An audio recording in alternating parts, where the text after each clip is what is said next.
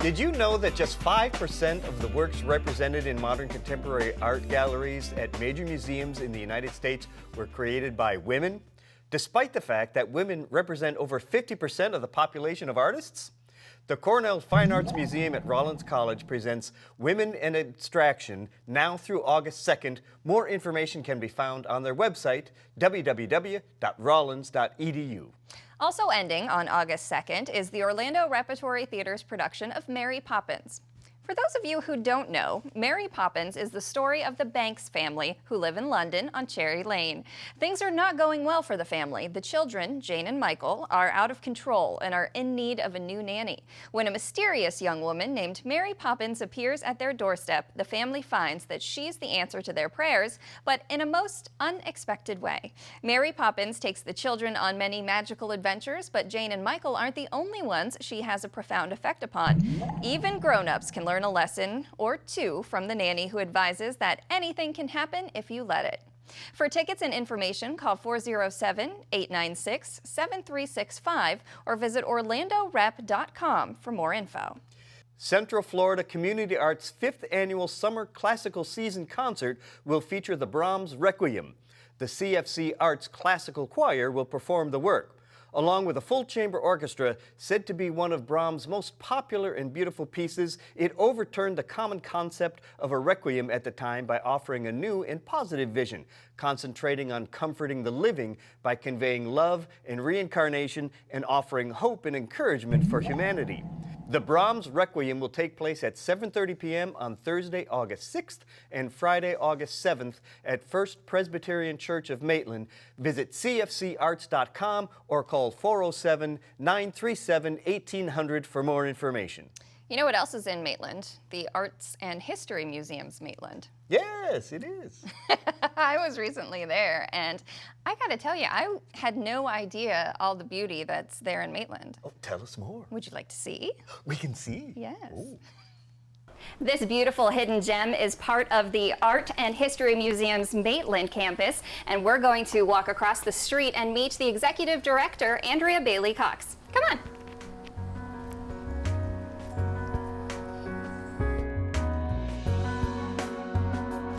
Hey, Andrea. Hi, welcome, Michelle. So tell me, where are we? We are at the Art and History Museum, Maitland, and this is the Maitland Arts Center campus. It's a 1937 artist colony, and as you can see around us, it's one of the best examples of Mayan revival architecture in the U.S.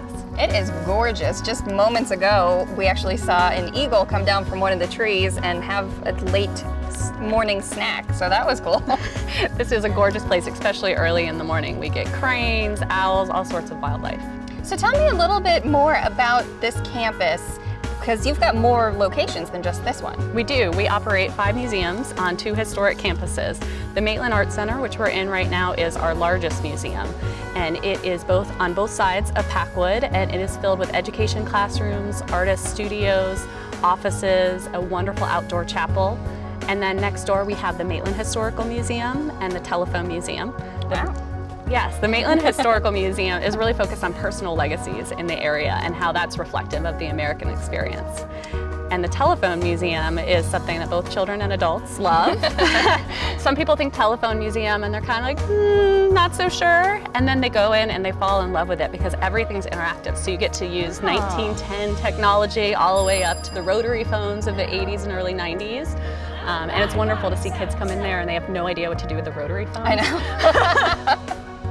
So wonderful exhibits there, and then our other campus is right around Lake Lily. Wonderful community festivals happen there, so a lot of people know our museums there because they've come to an art festival or a family festival. They do the food truck night. Yes, they do the food truck cafe there. We have a Victorian House Museum there, the Waterhouse Residence Museum, that truly is like taking a step back in time because it's not the type of museum where you have lots of glass or stanchions. You walk right in and it looks like the family just walked out, so it's a really intimate experience. So tell me a little bit about these little, I see like little tiny houses around this gate. Yes, so the artist colony had all sorts of studios that really some of the most famous American artists of the time in our classic periods from 1937 and 1959 would come down and they would live and work during the winter. Oh. So all of these studios were actually live workspaces, and it was called the Research Studio at that time. So it was all about experimentation and modernism. Some of the luminaries of the time like Milton Avery and Ralston Crawford came and lived and worked here. So not only is this a museum, but you also have art classes and things for people to do. We do. We have an amazing amount of programming across all 5 museums. People often say they have something for everyone. We truly do. From our Carpentry Shop Museum, which is a working antique tool museum where kids actually get to build birdhouses, to our art instruction here, our professional workshops for both amateur and professional artists. We have an artist in residence program here where nationally known artists come and live and work here again as part of our legacy. Wow. There's so much. So much. Yes. So I'm gonna go look around if you don't mind. Yes, I'd love to show you our galleries. Let's do it.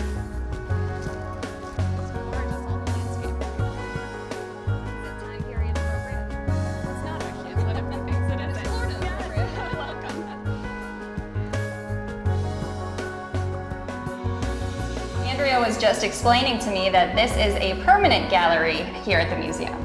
Yes, in this beautiful room, it is one of the examples of some of the greatest murals by Andre Smith are in this room, and so it's a perfect place to host our permanent exhibition on the Research Studio's history and to showcase some of Andre Smith's work. Now tell me a little bit about this picture over your shoulder. I love this watercolor. This is a watercolor by Andre Smith, which was a rendering of his vision for the Research Studio. Now this was done in the mid-1930s, and the complex was built between 37 and 42. And one of the things that you can see here is that he had such a strong vision, because as you walk around the campus today, you see almost everything is exactly the way that he originally imagined it. I see where we were standing earlier. Yes, the beautiful pond, which is one of our best features. And we were talking a little bit about the courtyard right out this window. Yes, this is the Annie Russell Courtyard. And in many ways, Annie Russell is the reason that we're all standing here today, because Andre Smith became friends with Annie Russell when he worked with her on scenes and all of the background work for some of her theater work in New York. Okay. And so he came down, he had this vision to start an artist colony, and he was actually going to Miami to start it. And he stopped in Winter Park to see Annie Russell, and he fell in love with this place specifically, Lake Sibylla. Part of that story is really about how he saw the sunset on Lake Sibylla, which is at this end of our property, and fell in love with it. And anyone who's been here at sunset, it sounds sort of cliche, but there's this amazing pink light that spreads all over our campus. Oh, that sounds amazing. Yes, and so he chose this place and then found funding because he met Mary Curtis Bach through Who's Annie right behind Russell. you? Yes, this is a picture of Mary Curtis Bach, whose family was Curtis Publishing with Ladies Home Journal, and then she married Edward Bach of Bach Tower fame. And she was the patroness of this campus from 1937 to 1959 when our founder passed away. So really, without her, we wouldn't be standing here today. That's correct. She was a great lover of the arts. Wow, so you got a little bit of history here. Why don't we head over to the History Museum? That would be wonderful.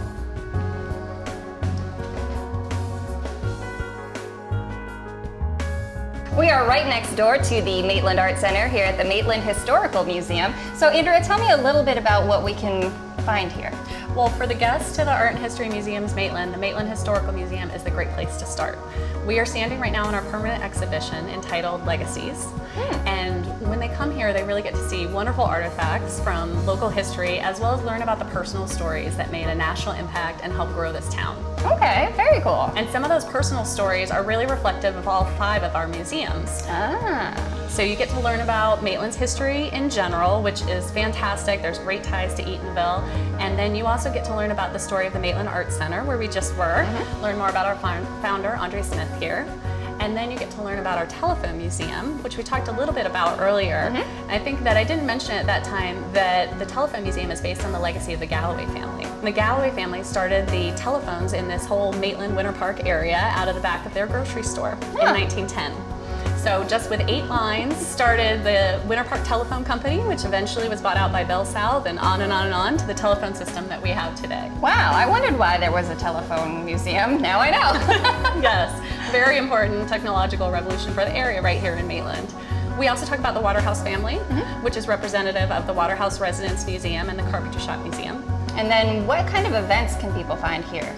We have all sorts of events on both campuses. We have wonderful concerts for music lovers. We have literary readings. We partner a lot with Performing Arts of Maitland. Oh, wow. We have changing exhibitions at all of our museums. Hands-on history programming at the Carpenter Shop Museum. You can actually go in, it's a working tool museum. Wow. And you can build birdhouses and toolboxes using 19th century tools. So we've got hands-on history programs, art instruction, a little something for everyone. Awesome. Thank you so much for showing us around today. Thank you for coming. Wow, that was pretty incredible. I'd like to thank Andrea for taking the time today and showing me around the Art and History Museums Maitland. Every time you come here, you'll discover something new. Gorgeous, right? Yeah. Have you been there? I have been there just once. Beautiful. It's just beautiful there, and the art is awesome. Oh, it's great. And it would be fantastic to have like a wedding or a special event there. Yeah. It'd be really cool. So check it out if you haven't been. Continuing through August 8th, kids can create their own story during the Orange County Library System's summer reading program with weekly special events featuring science, animals, arts, and storytelling at all locations. Grab your reading and activity calendar to receive a goodie bag and a chance to win local prizes like a mini iPad in their grand prize drawing. The program is open to children ages 6 to 12. For locations, dates, and times, please visit ocls.info or call 407-835-7323. Likely one of the earliest domesticated plants, gourds have been discovered in archaeological sites dating from as early as 1300 BC. Exhibited gourds will include artworks and statues, musical instruments, teacups, snuff containers, and the iconic calabash gourd pipe used in the movies by literary character Sherlock Holmes. There will be gourds from Native Americans, Europe, Africa, South America, and Asia, and you'll never look at a gourd the same way again. Shapely Vessels, Gourds from Around the World continues through August 9th at the Alban Palashuk Museum and Sculpture Gardens. Visit palashuk.org for times and information. Now, if you like to get loose, I mean footloose, this next event is for you. Footloose the Musical continues through the 16th at Osceola Arts. Ren and his mother moved from Chicago to a small farming town.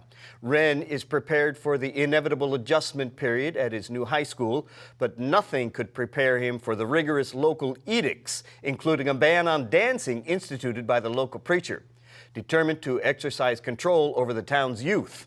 When the Reverend's rebellious daughter sets her sights on Ren, her tough boyfriend tries to sabotage Ren's reputation, with many of the locals eager to believe the worst about him. For tickets and showtimes, call 407-846-6257 or visit osceolaarts.org.